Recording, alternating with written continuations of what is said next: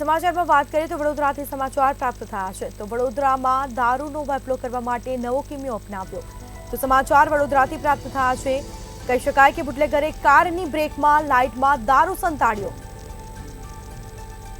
તો મોહનસિંહ શેખાવત કારમાં દારૂની હેરાફેરી કરતો હતો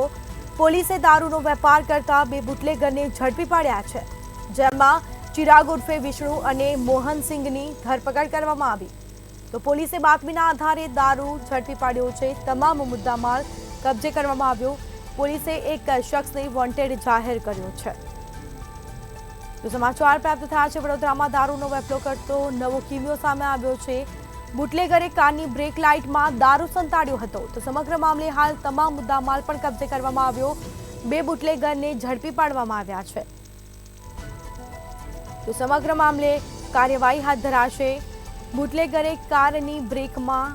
લાઇટમાં કહી શકાય કે દારૂ સંતાડ્યો હતો આ નવો કિમિયો અપનાવ્યો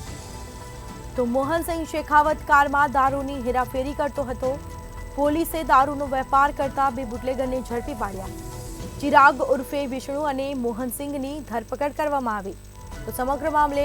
કાર્યવાહી હાથ ધરાશે આ દારૂ ક્યાંથી લાવવામાં આવ્યો તે અંગે હાલ તપાસ કરવામાં આવી છે સમગ્ર મામલે પોલીસે તપાસનો દોર શરૂ કર્યો